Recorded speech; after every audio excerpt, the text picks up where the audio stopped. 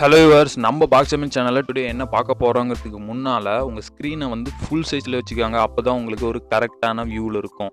நம்ம பாக்ஸமின் சேனலில் டுடே என்ன பார்க்க போகிறோம்னா, நம்மளோட எடிட் பண்ணக்கூடிய ஃபோட்டோவுக்கு வந்து எப்படி ஹேர் ஸ்டைல் சேஞ்ச் பண்ணுறது அப்படிங்கிறத பற்றி தான் பார்க்க போகிறோம். ஃபோட்டோஸ் அப்போ வந்து இதுக்கு நம்ம ப்ரெஷ் லைன் அப்படிங்கிற ஒரு ஆப்ஷன் வந்து யூஸ் பண்ணுவோம். லைட்டாக ஸ்க்ரோல் பண்ணாலே போதும், நம்ம ஹேர் ஸ்டைல் மூவ் ஆகும். நம்ம வந்து ஸ்டெப் பை ஸ்டெப்பாக பார்த்துட்டு வரோம். ஃபஸ்ட்டு வந்து நம்ம ஃபோட்டோவை கட் பண்ணி எப்படி பேக்ரவுண்ட் சேஞ்ச் பண்ணுறது அப்படிங்கிறத பார்த்தோம். நெக்ஸ்ட்டு வந்து பேக்ரவுண்ட் சேஞ்ச் பண்ண ஃபோட்டோவை எப்படி ஒரு ஃபார்மலான எஃபெக்ட் யூஸ் பண்ணி ஒரு 3D லெவலுக்கு எடிட் பண்ணுறதுங்கிறத பார்த்தோம். நெக்ஸ்ட்டு இதுக்கு அடுத்த ஸ்டெப் தான் நம்ம இந்த ஹேர் ஸ்டைல் சேஞ்ச் பண்ணுறது, நம்ம பியூட்டி கான்டெஸ்ட் பண்ணுறது இதெல்லாம். அப்படி நம்ம இந்த ஹேர் ஸ்டைல் வந்து இன்றைக்கி எப்படி சேஞ்ச் பண்ணுறது PicsArtல அப்படிங்கிறத பற்றி தான் பார்க்க போகிறோம்.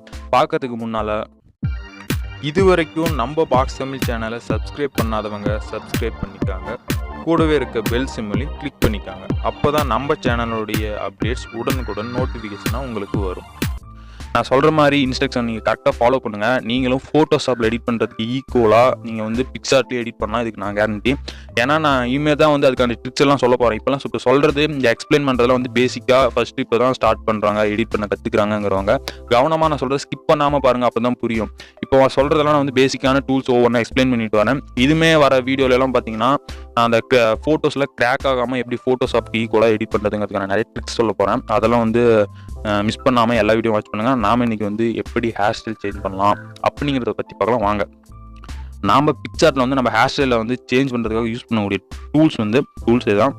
இந்த செகண்ட் ஒன் இருக்குது பார்த்தீங்களா, ஆடான்ஸ் பக்கத்தில் இந்த டூல்ஸை கிளிக் பண்ண அப்புறம் க்ளோனுக்கு பக்கத்தில் இருக்கிற ஸ்ட்ரெச்சை வந்து கிளிக் பண்ணிக்கோங்க.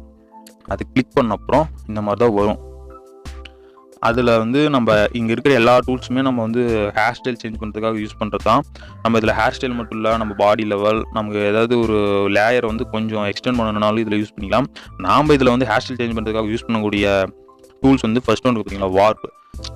அதை கிளிக் பண்ணிக்கோங்க. அதை கிளிக் பண்ணதும் பவருங்கிறத வந்து உங்களுக்கு வந்து டோட்டலினா நம்ம ஹேர் ஸ்டைல் இருக்குது பார்த்தீங்களா, இந்த ஹேரை வந்து டோட்டலி வந்து இன்க்ரீஸ் பண்ணணும்னு நீங்கள் நினச்சிங்கன்னா இந்த பவர் வந்து இல்லை ஒரு 20ல் வச்சுட்டு சைஸ் வந்து ஒரு 11ல் வச்சுக்காங்க. நான் உங்களுக்கு ஃபார் எக்ஸாம்பிள் நான் உங்களுக்கு வந்து மூவ் பண்ணி காட்டுறேன். இப்போ பார்த்தீங்கன்னா நான் அந்த ஹேரை வந்து மூவ் பண்ணுறது தெரியும். பவர் இன்னும் கொஞ்சம் இப்போ உங்களுக்கு தெரியுதுன்னு நினைக்கிறேன்.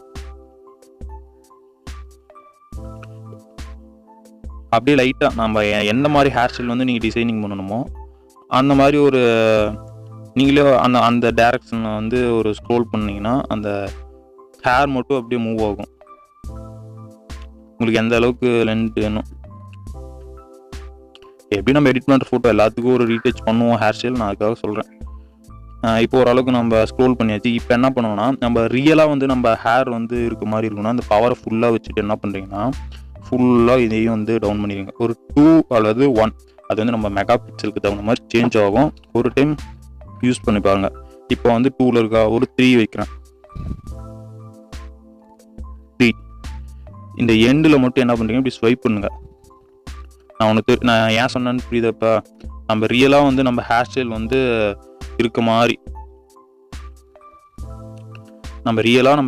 நம்ம ஹேர் வந்து அப்படியே பார்த்தீங்க மாதிரி, அதனால அப்படியே ஸ்வைப் பண்ணுங்க.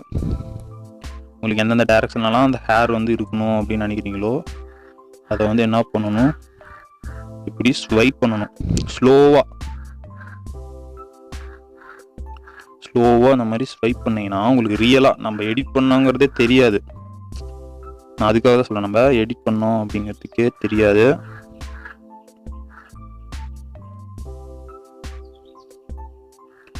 ஏன்னா நான் எல்லா டாப்பிக்கும் ஒவ்வொரு வீடியோவில் அப்லோட் பண்ணேன். ஏன்னா எல்லாத்தையும் ஒரே வீடியோவில் எக்ஸ்பிளைன் பண்ண முடியாது. அதனால தான் வந்து இந்த ஒரு வீடியோவில் மட்டும் நான் உங்களுக்கு எக்ஸ்பிளைன் பண்ணுறேன். ஒவ்வொரு டாப்பிக்கும் ஒவ்வொரு வீடியோவில் வந்து எக்ஸ்பிளைன் பண்ணி சொல்லிட்டு இருக்கேன்.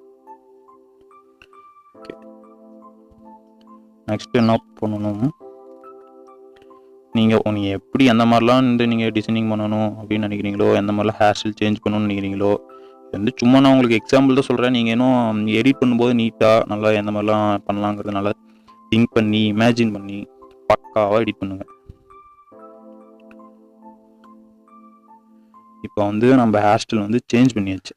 இப்போ சும்மா சேஞ்ச் பண்ணிட்டா மட்டும் போதாது, நம்ம பார்க்க கொஞ்சம் ஒரு மாதிரி முள்ளாக இருக்க மாதிரி இருக்குல்ல, அதை வந்து எப்படி கரெக்ட் பண்ணோன்னா இப்போ இந்த மாதிரி உங்களுக்கு பண்ணிட்டீங்க, இதை கொஞ்சம் ஏதோ ஒரு இடத்துல சின்ன மிஸ்டேக் பண்ணிட்டீங்க, அதை எப்படி ரீஸ்டோர் பண்ணால் அந்த லாஸ்ட்டில் இருக்குது பார்த்தீங்களா ரீஸ்டோர், அதை கிளிக் பண்ணிவிட்டு சைஸை வந்து குறைச்சிட்டு லைட்டாக அந்த இடத்துல லைட்டாக அந்த மாதிரி பண்ணிங்கன்னா ரீஸ்டோர் ஆகிக்கும்.